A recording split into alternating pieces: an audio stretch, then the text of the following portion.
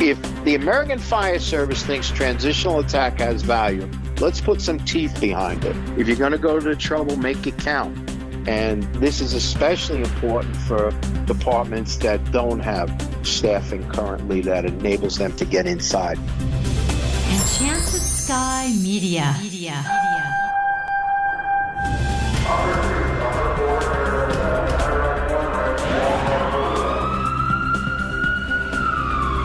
From the Federal Resources Studio, this is Code 3, the Firefighters podcast, hosted by award-winning journalist Scott Orr. Code 3 features interviews with leading members of the fire service, discussing firefighting strategy, tactics, and other topics you need to know more about.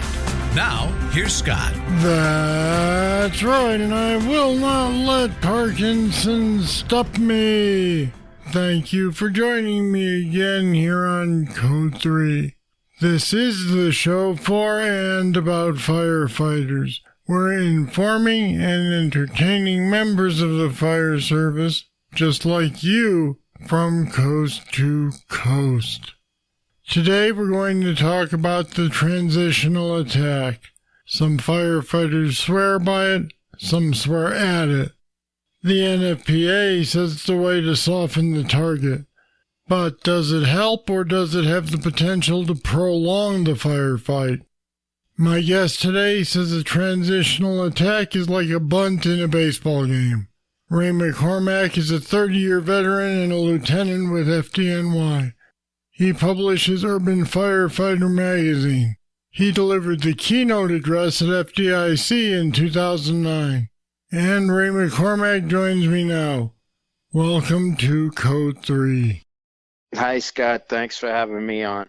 All right, so how is it like a bunt? I've got to know. Well, that description is some recent piece I published, and that analogy, some may argue, is not exactly correct, but I'm not the best at baseball, but I thought it was fairly close. As we all know, a bunt is a hit. Of course, it's not a powerful hit necessarily. It's just an avenue to hopefully get on base. And the point I was trying to make was that transitional fire attack, the way it's currently set up, typically is done, obviously, on the exterior of the building. It's done, the water is put into a window, typically, and once a change in conditions is noted, the exterior attack stops.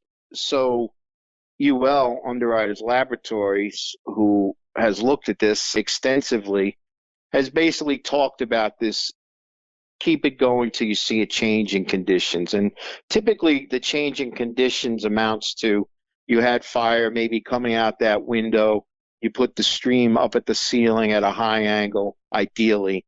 Keep it stationary, ideally, and you will see a change in conditions.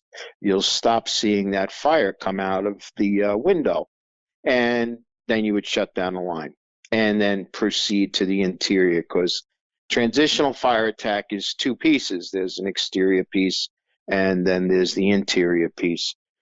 The change in conditions only lasts so long. You will have fire regrowth in a certain amount of time. Sometimes you see it rapidly occurring once the line leaves that window and heads towards the entrance of the building. And what we have then is fire regrowth within the room. So from a practical application, we are basically wounding this fire. We are not killing it from the outside. We're wounding it, and then we're going inside to finish it off. After we see a change in conditions, we can also add water off the lintel, hitting it off the top of the windowsill edge. And what that does, it disperses the stream a little differently than the very vertical stream entry from the original hit. So what happens, part of the study also looked at water mapping, and the water mapping shows that when the stream hits the ceiling, most of it, not all of it, but a lot of it, the majority of it, travels the ceiling because it's coming out so fast that it rides the ceiling and goes to the next horizontal surface, the next wall, the wall opposite it, and most of it drops down there. You're going to go to the trouble of doing a transitional attack spend a few more seconds out there, not a long time, spend a little bit more time out there, and make it look like it was worth the effort. But departments that have minimal staffing arriving first at a fire with 2 or 3 firefighters, basically transitional attack is their only tactic. How does all this work with the first new engine that has just 3 firefighters on board when it arrives? So we need someone on the pump panel, and we need 2 firefighters inside, but we don't have that safety team. We don't have enough people for that safety team. So they are relegated to being outside until additional help arrives. So that's been going on forever. And the point is with that is science hasn't done anything to assist them. So if the science says, we have this fire in a knockback state and we can give some teeth to 2 in, 2 out and make this a variation based on the effect of transitional fire attack, which I would say with not just a change in conditions, I would go for trying to get a little bit more than just a simple change in conditions, then I think we can empower smaller and understaffed fire units to actually going interior and extinguishing the fire, and also doing that search and looking for the people. If the American Fire Service thinks transitional attack has value, let's put some teeth behind it. If you do a secondary stage hit, whether you bring the nozzle past the window and try and wet the room, or you use a banking shot off the top of the windowsill, you know what? You're doing something more than a simple change in conditions. If you're going to go to the trouble, make it count. And this is especially important for departments that don't have staffing currently that enables them to get inside. Last I heard, John Salka, who's also at FDNY, is a vocal opponent of the transitional attack. Is that a common viewpoint? He's entitled to his opinion. I would say that a lot of it is dependent on scene, what you want to do. One size does not fit all. No, one size doesn't fit all anytime in the fire world, that's for sure. So one of the things we have to be careful about is, we want firefighters to be able to decide on what the best approach is. This approach that we all want the fire extinguished, but we also have to, I think it's important that we open the door, especially if it's in the front there, and see if it's a separate room versus an open room concept. Because one of the things that can happen is you could have a fire travel down a hallway and exit a window. Let's say the window's open. It exits out the window because that's a low pressure area it's looking for. You shoot your line straight in that window. The fire is down to the left. It's not straight ahead. But if you had opened the door, you would have created another low pressure area, and that fire would have moved towards the doorway. You would have crawled in by the doorway, opened the door a little bit. You would have seen it was down to the left, and you would have put your stream in the correct place. So, there's something to be said for a little poise and waiting to see what is actually going on. I'll be back with more right after this. When that call comes in and you rush to head out, the last thing you're thinking about is your safety. But your safety is all Federal Resources thinks about. At Federal Resources, we work to make sure that every responder is equipped, trained, and ready to come home safely. You look out for everyone else. Let us look out for you. Learn more at federalresources.com.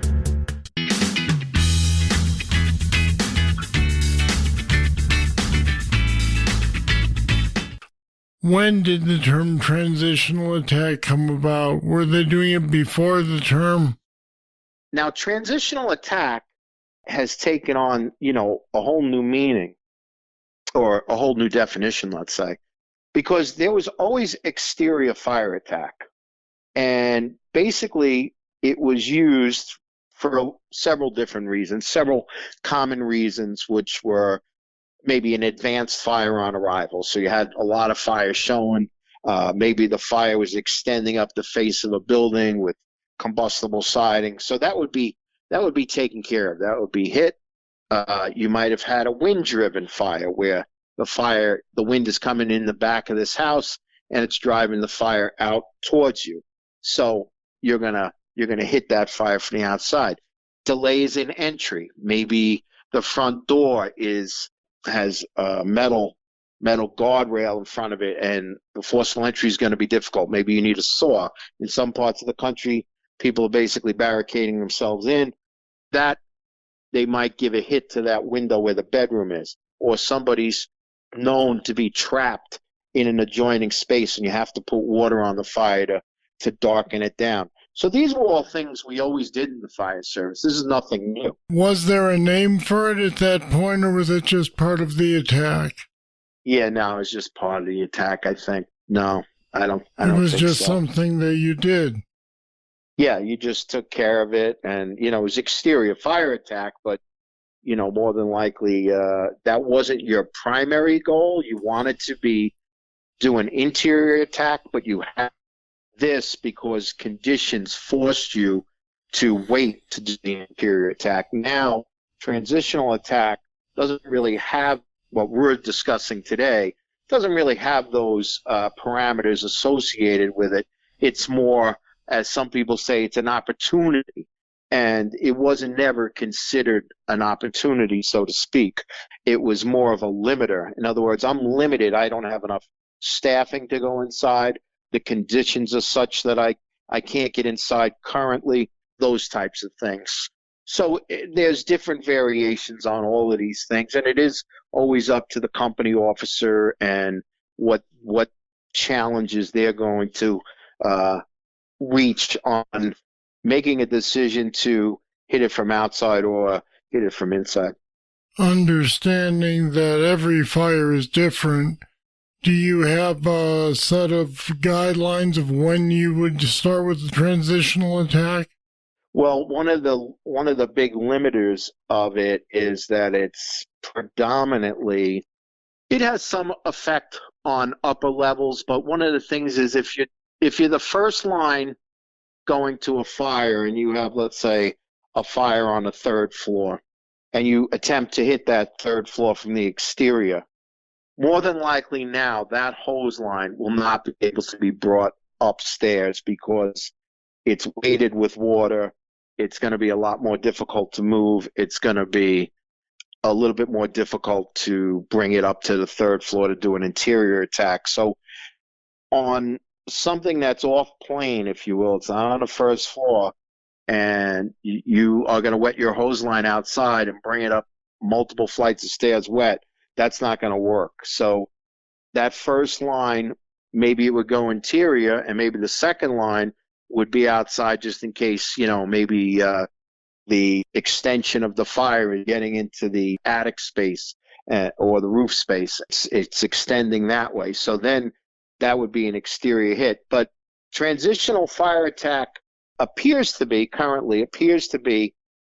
at its most efficient when it's on the same level, and the window spacing gives firefighters the ability to get water in a large window and also allows firefighters to get close to the window, because when the stream is used from a distance, there's a lot more air entrained in the stream, and this can bring about other issues. And if the firefighters occlude the space, in other words, if the stream takes up the majority of that window space, whether they created a fog stream or they're just moving it around a lot, and it stops that exterior flow of heat and gases, well, those gases have to go somewhere, and they're going to go back into the interior.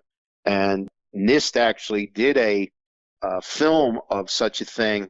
It's called the Stream Comparison Video, and it's on YouTube, where the fog stream is shot into this window, and the gases, these superheated gases, go down the stairs and light off. They actually go down the stairs in the house. It's pretty amazing. Wow. So do you think that maybe the misuse of this attack is what's caused some people to say that it's a bad idea overall? Well, I don't know if misuse of the attack has caused people to not be in favor of it, but what I would say is I think people maybe rebuff the idea because it seems to be that some look at it as this really should be your first thing you do. And like I said, it doesn't have to be the first thing you do. One of the great things about the past UL study was that they looked at interior firefighting. And, we were doing testing in a set-up environment, but the furniture was modern furniture and everything. And going down the hallway with the stream open, whether you started at the very top of the hallway or you started mid-hallway, you were getting what they call massive surface cooling. And what that did was it allowed you to continue down the hallway towards the fire room and put out the fire very quickly. So one of the things that was great about that was that you could go directly to that hallway and save a little time versus transitional attack and get down to the fire room. In other words, that water is going to work for you. If you open that nozzle and you cool that space that's ahead of you, you're going to push the products of combustion away from you and ahead of you. And when there's a vent in that room, it's going to push all that stuff out that way. It's going to find that low pressure area and push it out.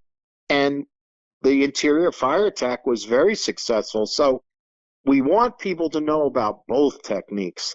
And, because of our SCBA and our bunker gear, we can occupy these spaces with the 150 gallons a minute plus. We can not only occupy it, we can control it for the most part. So what we want is we want to be able to tell people you have these choices and, make the best choice based on the conditions present and what your capabilities are. But that inside handline nozzle, UL did a great service because now there's science for the firefighter who goes inside. There was plenty of science for the firefighter outside doing transitional attack, and now we have some science for the firefighter who's inside. In your experience, how is the training on this technique? Are people learning to do it properly as far as you've seen? Well, they probably have been shown the correct way to do it. The problem with it is that doing it at a fire academy and doing it on the street are two different things, because I'll just give you, in the current UL study, which is the coordinated fire attack study, we were on scene in Ohio doing some structural burns for the tests for the study. And the topography of the land around this 2-story house, this was a typical 2.5-story house, wood house, old, probably 80 years old, classic American home. Well, the property fell off as it went to the rear, and they were hitting the B side of this house with a transitional attack on the second floor. Well, the hose line literally had to go close to the neighbor's house and be brought down this little incline. It had to stay away from the house and then move in, because right adjacent to the house, you couldn't get there. You had to go towards the neighbor's house to go towards the back. That's how bad the land fell off. So getting that ideal training academy transitional attack kit is going to be very difficult in the field. And while, you can't always get those perfect conditions, this is another reason why I think it's important that once you get that change in conditions, we have some ideas on how to do a secondary hit. One is to, if you're using a smoothbore, to go down to basically a half bale technique and see if that gets in the room more in like an arced, in other words, like almost like a water fountain spray. Right. It'll be up there, but it'll be dropping in as opposed to a very forceful stream. And we also have the ability to hit off the top of the windowsill. So we have those things for when something is less than ideal. And I'm hoping that people think about, including that into their exterior portion of their transitional attack, because I think there is some potential negative consequences of rushing through any door to fix the regrowth and miss the opportunity to have the line come in the main entrance of the home, which has tremendous value. the line coming in, the main entrance of most homes is what you want. 90-something% of the time, that's the entrance you want to come in. There could be some oddballs, of course, but that's still a good way to do things. All right, Ray McCormack, thanks for talking with us today. Oh, you're welcome. It's been my pleasure. And we've put some more information about transitional attacks, pro and con, and Ray's magazine on our website at code3podcast.com/transitional. Check it out. Now, here comes your trivia question. How long is a 24-foot extension ladder when it's retracted and loaded on the truck? I'll have the answer right after this. Ever notice that Scott always tells you that you can get a guest's book at our website, code3podcast.com? That's because we have links to order their books from Amazon on the episode's show notes pages. It makes it easy for you to get the books, and it helps support Code 3. When you buy Amazon through our website, we get a small cut too, and it doesn't cost you any more to order through us. Plus, there are other firefighter-related products there too. Take a look at code3podcast.com. Here's the trivia answer. If you use logic and you said a 24-foot extension ladder is 12 feet long when it's retracted and on the truck, nope, it's 14 feet. That's the same length as a standard roof ladder. Firefighter math, go figure. All right, that's it. That's all for this edition of Code 3. Thank you for listening. I'll be back next time with more. I sure hope you'll join me then. I'm Scott Orr, and until then, I'll see you later. Code 3 is made possible through the generous support of Federal Resources. Visit them at federalresources.com. This show is a production of Enchanted Sky Media. To contact us, get more information on today's show, or to subscribe to the podcast, go to code3podcast.com.